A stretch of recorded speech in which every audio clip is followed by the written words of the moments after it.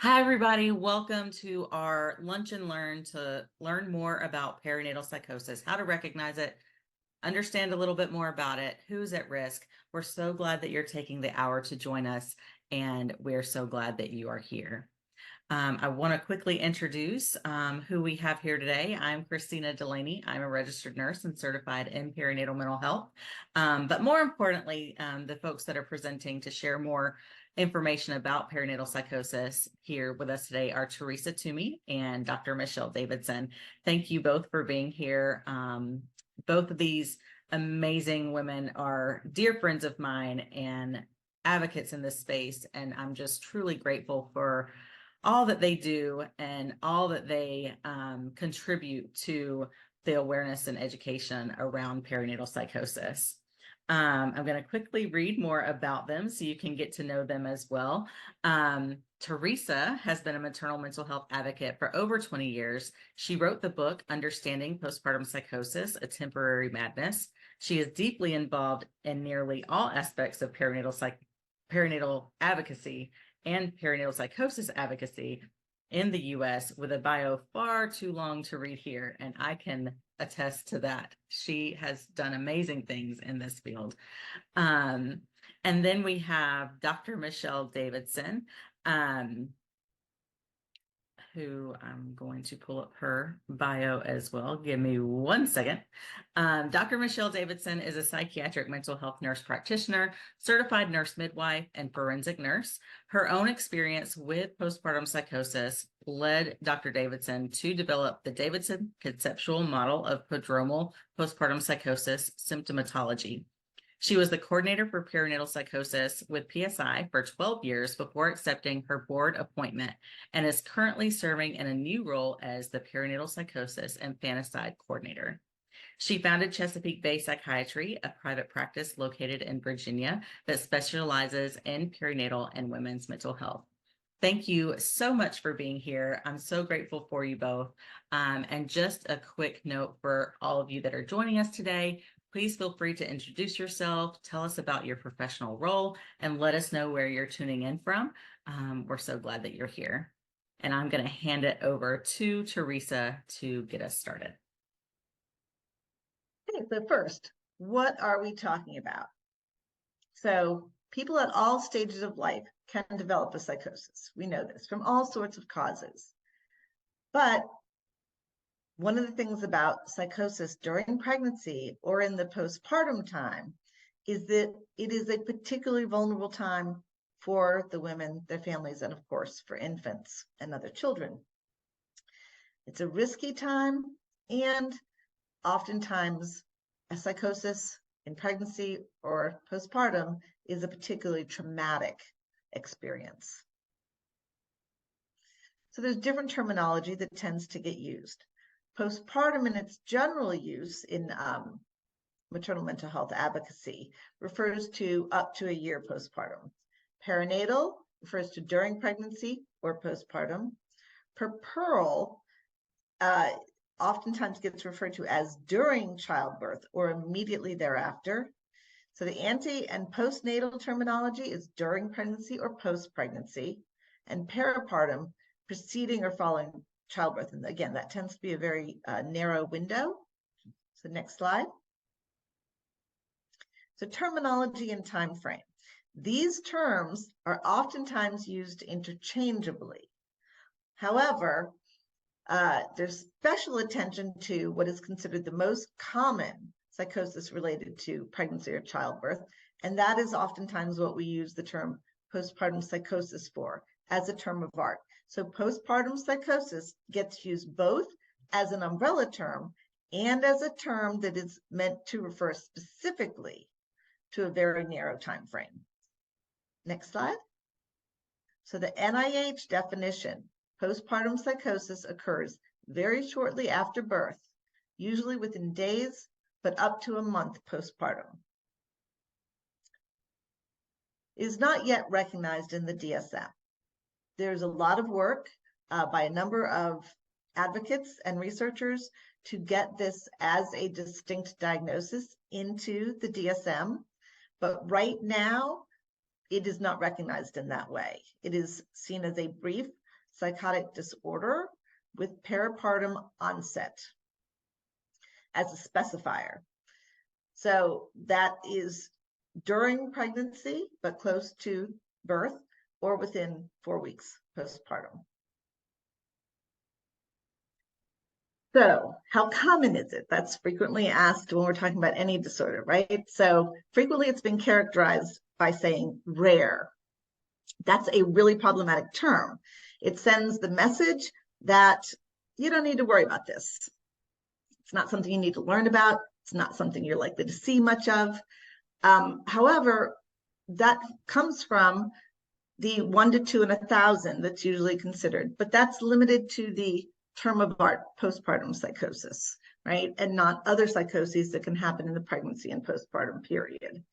But even the 1 to 2 in 1,000 has a similar rate to Down syndrome, which we don't tend to think of as being that rare. It can be a barrier to care also because people don't assume it's going to happen to them. And so they don't prepare for it as a potential eventuality. And that's also complicated by things like stigma.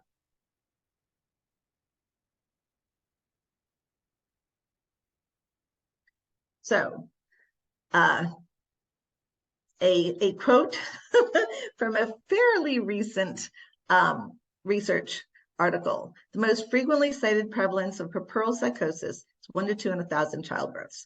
However, this estimate was determined in a developed country setting is potentially out of date and not generalizable. So there are several reasons for that. On the next slide.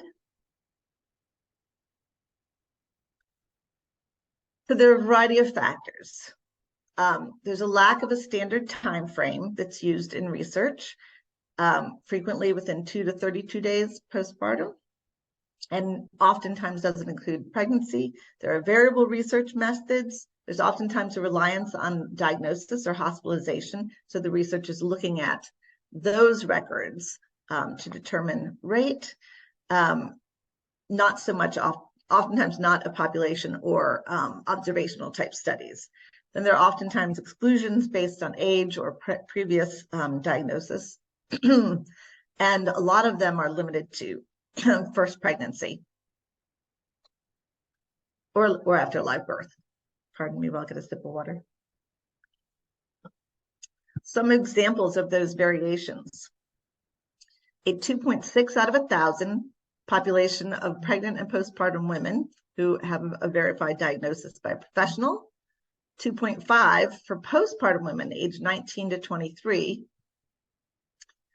I'm just going to skip over these really quick. And then there's the 1 to 2 out of 1,000 first-time mothers, and the 1 to 2 out of 1,000, again, first-time mothers, both of those within the first 3 months, and either an admission or a diagnosis. And then there's, different from that one, a 0.89 out of 1,000. So admitted to hospital and diagnosed within 3 months. And then 5 out of 1,000, which is a population study of women in the postpartum period, 18 to 50.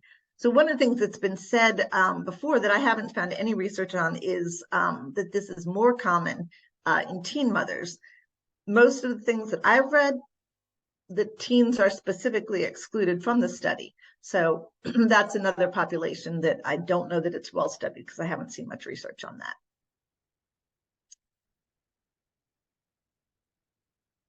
So again, the commonly used criteria limits an age range, usually excludes below 18, within 2 weeks to 3 months postpartum, after live birth, after first birth, and relying on hospital records. So when we consider that, who's not in there, right?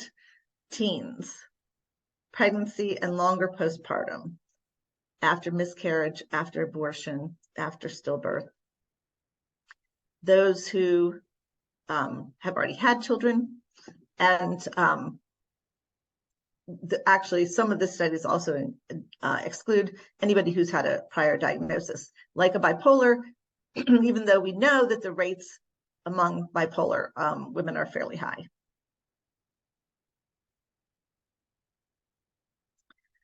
So what we know a woman can develop a psychosis during or after pregnancy due to conditions related to pregnancy, birth, or postpartum conditions. One of the reasons why us as advocates go beyond the 3 months after, well, 4 weeks to 3 months after a live birth is because regardless of the cause, they have similar symptoms, similar risks, stigmas, similar aspects of treatment and recovery, and similar traumas. It has also been said that perinatal psychosis is underdiagnosed and underreported. So we don't really know what the numbers are if you are talking about any type of psychosis by any cause during pregnancy or up to a year postpartum.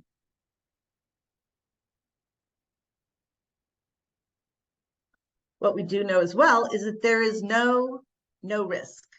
We know some women have elevated risk, in particular those with bipolar or schizoaffective disorder.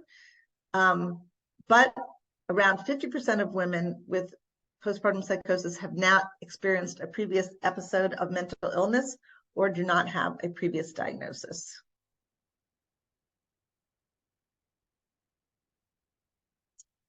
So those who have increased risk factors, those with a diagnosed bipolar, so that's been estimated to be between 1 to 5 deliveries of women with a previous diagnosis, but also somebody with a first-degree relative of bipolar disorder. So if the woman's mother or father or sister, and that also includes if they had a postpartum psychosis. An individual who has had their own postpartum psychosis previously is at increased risk, or any psychosis by any cause can potentially be a risk factor. Again, the history of schizoaffective disorder, and also anyone who discontinues medications for a mental health condition during pregnancy.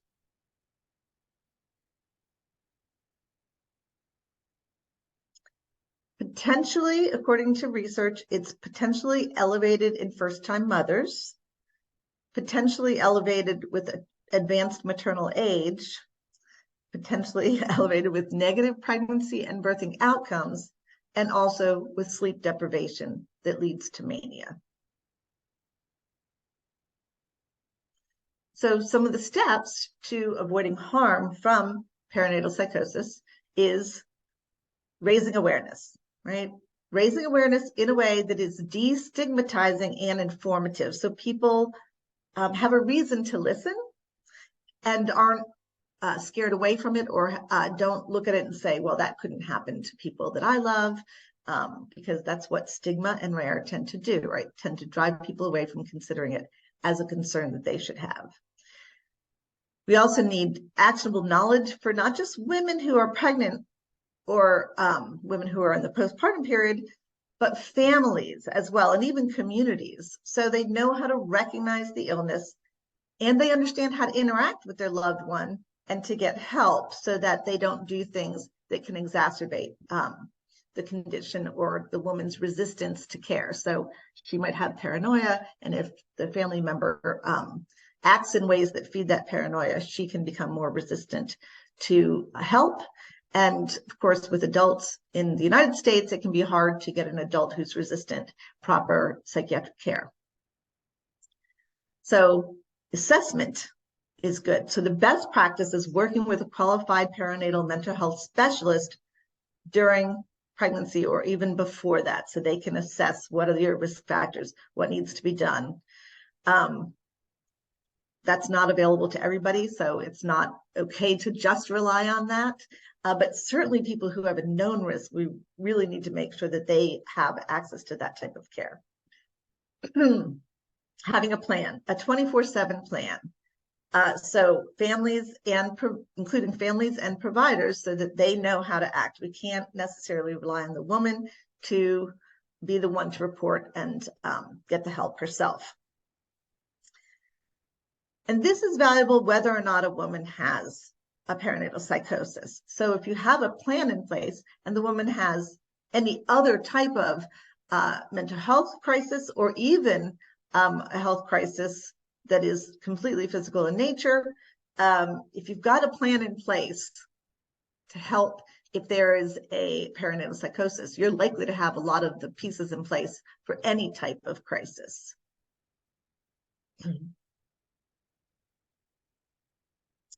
So for preventing the harm, identifying risk factors, getting complete personal and family history, medical case management in pregnancy.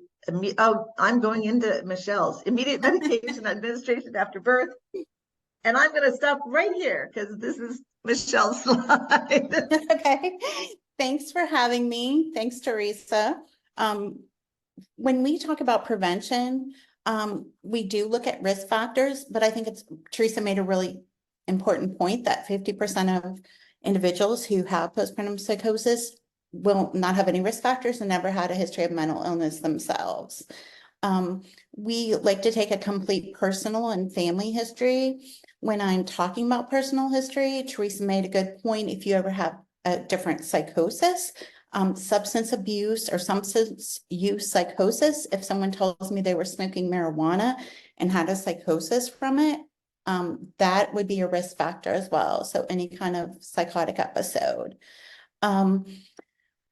For individuals, we either, upon screening, will recommend medication management during pregnancy as a preventative. Some people we don't capture during the pregnancy period, but we would do immediate medication administration after birth. That's usually with antipsychotics. Lithium is a really great drug to use. I won't get into too much pharmacology, but it does require frequent monitoring of the infant. And I have not yet found anyone who's willing to monitor infants in the pediatric population. So unless they are bottle feeding, it's really hard to use lithium in the postpartum period if they're breastfeeding. Social support is really important. I like to review that ahead of time. I live in the Norfolk, Virginia area, and we have a lot of military. It's the largest naval base in the country. So we have a lot of people moving in and out who don't have any social support. They may move here and not know anyone. So we use a lot of local resources. You guys probably know postpartum support has a lot of support groups and resources, specialty coordinators.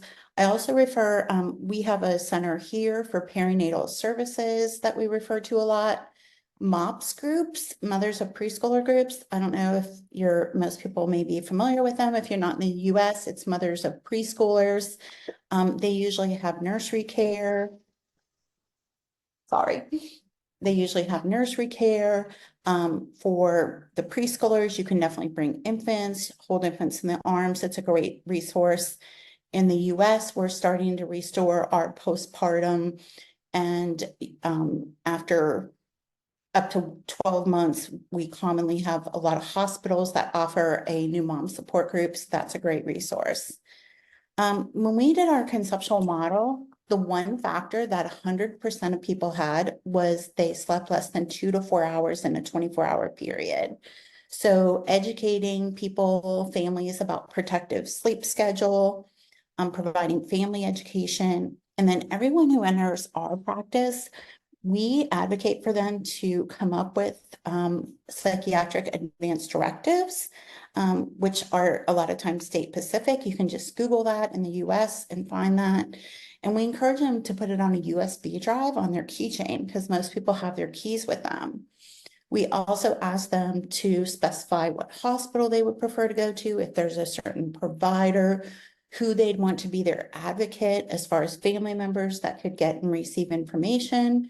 Some people will have hospitals they do not want to go to, people they do not want information shared to. So we really encourage people to develop that plan ahead of time. And like Teresa said, it's all about planning. If you have a plan in place, it's better than not having a plan in place. Okay, next slide.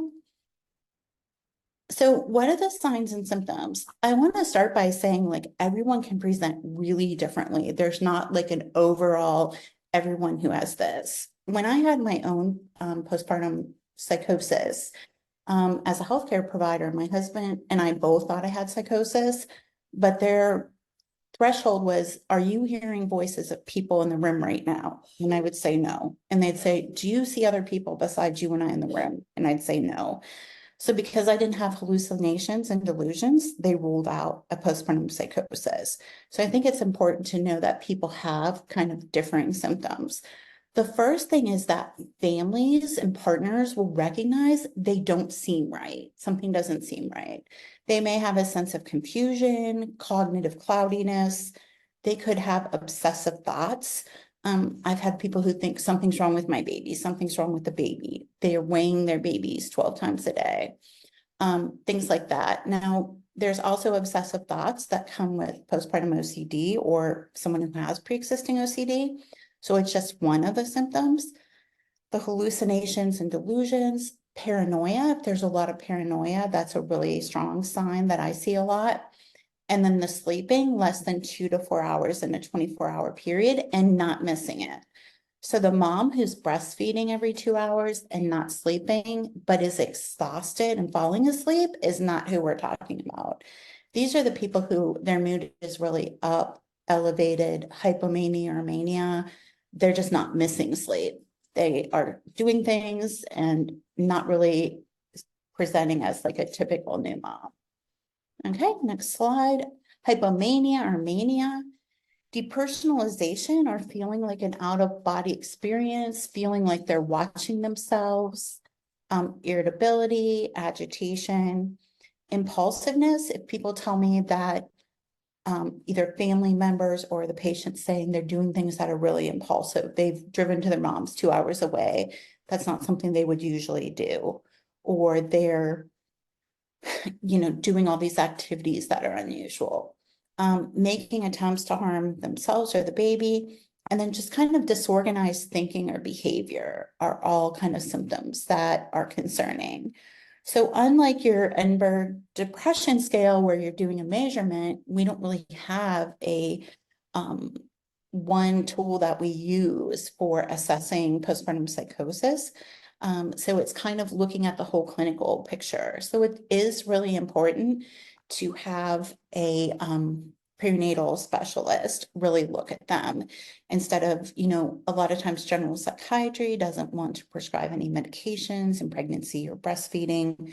The OBs are really commonly will prescribe an antidepressant. And if you know pharmacology, that can actually worsen postpartum psychosis. It can actually cause worsening hypomania or mania if used alone.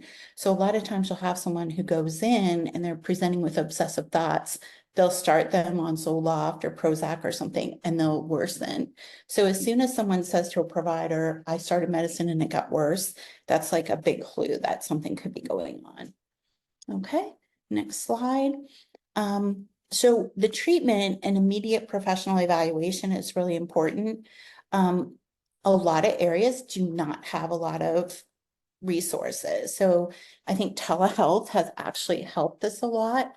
But reaching out, PSI has a directory, looking at major university hospitals to see if they have something. It's important to know that since COVID and prior to COVID, but a lot more telehealth evaluations are available, and anyone licensed in that state can provide an evaluation. So I'm licensed in 3 states, and if we get a call, we'll do a professional evaluation. It's important to make sure there's not something physical or neurological going on as well. So laboratory studies, a CBC, a comprehensive metabolic panel, your thyroid studies, making sure they're not in thyroid storm, something like that is all really important to include in the assessment process. A urine toxicology streams is really important.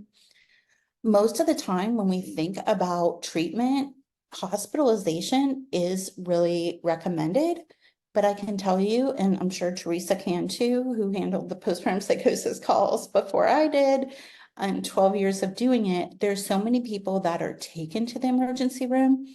If you say the right thing, if you say you're not going to harm anyone, you're not going to harm the baby, you don't have thoughts of harming yourself, a lot of times people are not hospitalized. So a lot of these people do end up being in the community and they can't get admitted. So intensive treatment, looking at outpatient services can be important. Intensive treatment is like an intensive outpatient program or partial hospitalization programs. We have about 12 of those in the United States. We only have 2 or 3 hospitals that have an inpatient perinatal unit.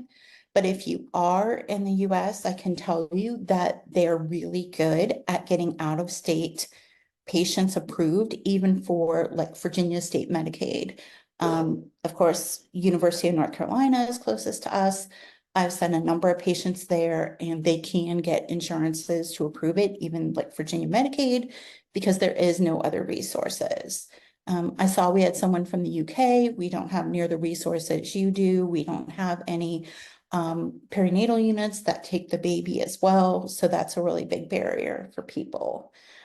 So even though hospitalization is the gold standard recommendation, you need to really look and realize that a lot of times it's not happening. Medication interventions are really important for people with postpartum psychosis. We had a case a couple of years ago and the father kept calling and they wanted vitamins and supplements. And, you know, I was the postpartum psychosis coordinator and kept saying they have to go to the hospital. They need to be evaluated by a professional. She ended up a month later.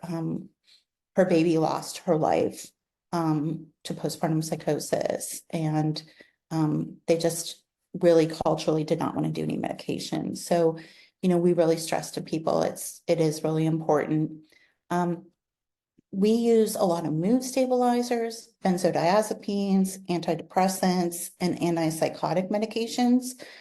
That's why it's important to get a perinatal specialist to really know which one of those you can breastfeed on. Most of them you can actually breastfeed on. The exception is lithium. It's not that you can't breastfeed on lithium, you can, but you need the baby monitored. And so that's where you get kind of the disconnect, where you can't find a pediatrician that wants to do that monitoring, because if it comes up abnormal, then they're kind of responsible for interacting and intervening. There are people that I encourage not to breastfeed, and as a nurse midwife, it's counterintuitive. But if they really don't have someone that's going to help with nighttime feedings, it is really important that they get their sleep. So we can do the next slide. There is a nurse practitioner out of Minnesota right now working on a protocol for outpatient treatment of perinatal psychosis because it is so common. So one of the things is a safety plan with 2 adults present at all times if they're not hospitalized 24 hours a day. And if you think about it, like if you have the patient's mom there and the husband is going to work, you can't physically watch someone 24 hours, but 2 people can kind of split it up. So if they're not hospitalized, we always advocate for a safety plan in place for that. I get a lot of buy-in beforehand that moms say, you know, if you're really feeling unsafe, that you will go to the hospital. So having those conversations ahead of time makes it much more likely that people will be compliant with the pre-made plan.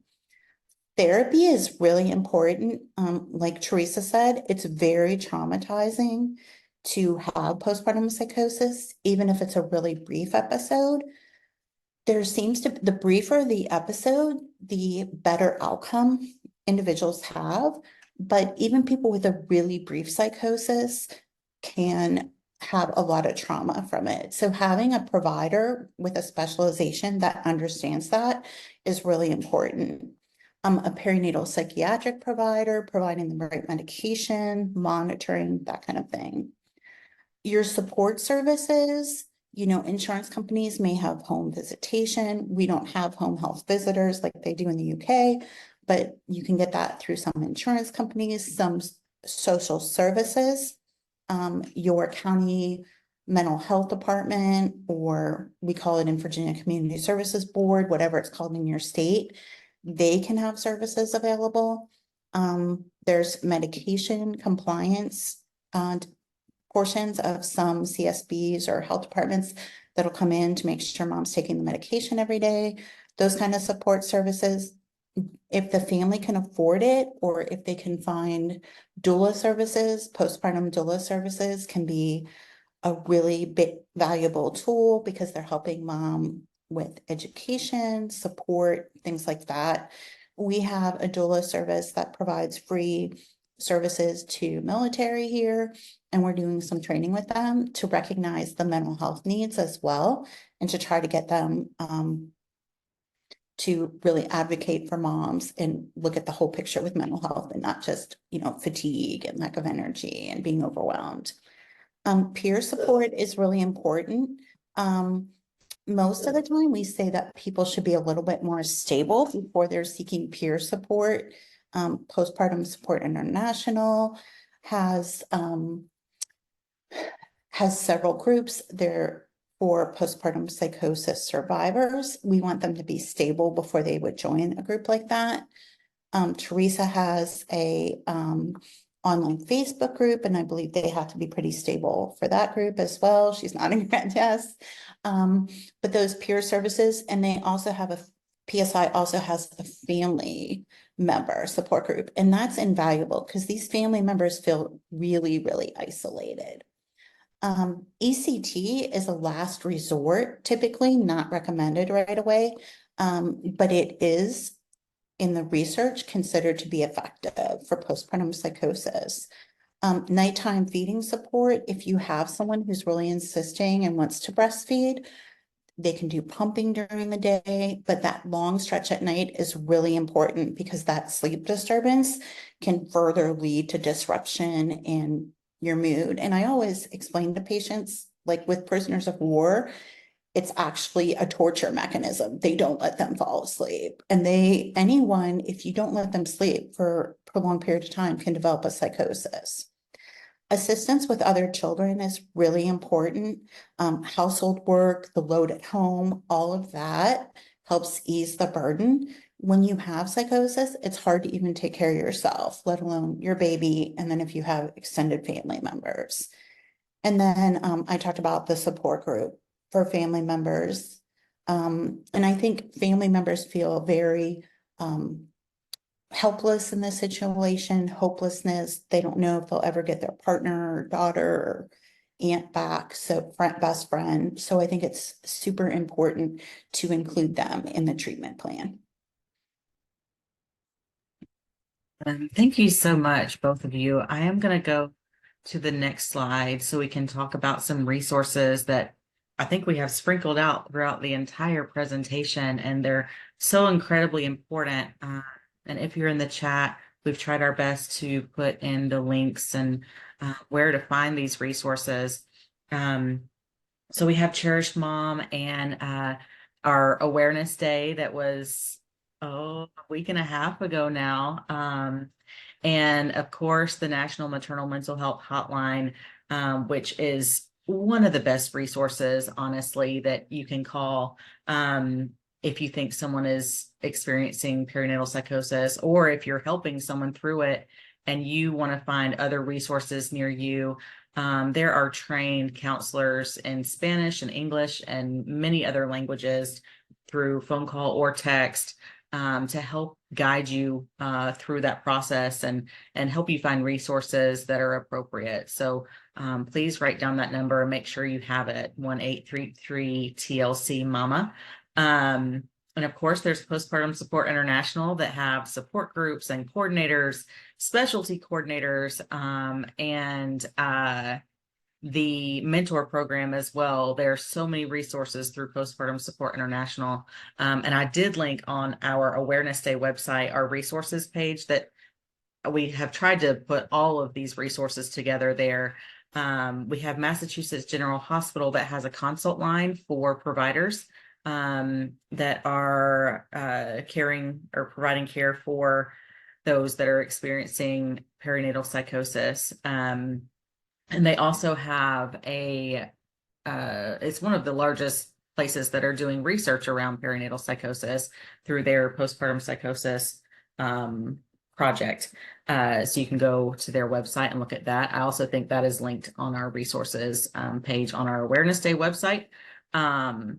We have the Maternal Mental Health Leadership Alliance that has a fact sheet for perinatal psychosis, and then action on postpartum psychosis that is UK based, that has amazing resources. And we are so grateful for their leadership there and partnership as well. I think I saw someone from there in the chat. So thank you so much for being here. Any other resources that I missed, Michelle or Teresa, or anything else you'd like to touch on? Yeah, I just want to add that the Massachusetts General Consult service, I had asked a while ago, and they reassured me that that is available to any professional. So if you're a doula, if you're a midwife, you don't have to be a psychiatric PhD to or MD to have to go to them for a consult. And it's not a warm line so much. You fill out a form and they get back to you, but it's an invaluable resource because these are people who really understand best practices, and you can do a consult on a specific case, not just general information. I know Awesome. PSI has a provider consult line for if it's a nurse practitioner, they try to pair it with a nurse practitioner. If it's nurse midwife, physician. Sorry, my dogs are going out their dog door. I wanted to mention that our practice does provide free services to providers, whether it be therapists, doulas, midwives. They can call and leave a message, and we provide a free consult to the provider on opportunities to get referrals and things like that if they're having problems. We only service for patient care, Connecticut, Maryland, and Virginia, but we do provide services to individuals all over if they need just kind of someone to listen and give a thought to and help track down resources. And Michelle, how do can they you get in share touch that? with you? Yeah. Yep, they can go on ChesapeakeBasedPsych.com, and I'll put the phone number and information in the chat. Awesome. Thank you so much. I don't think I knew you did that. So that is great to know. And I didn't know that Massachusetts General Hospital provided that consult line to other providers like nurses and doulas. That's amazing too. And I think that kind of wraps up. There's some sources there. We're so grateful for everyone being here, and feel free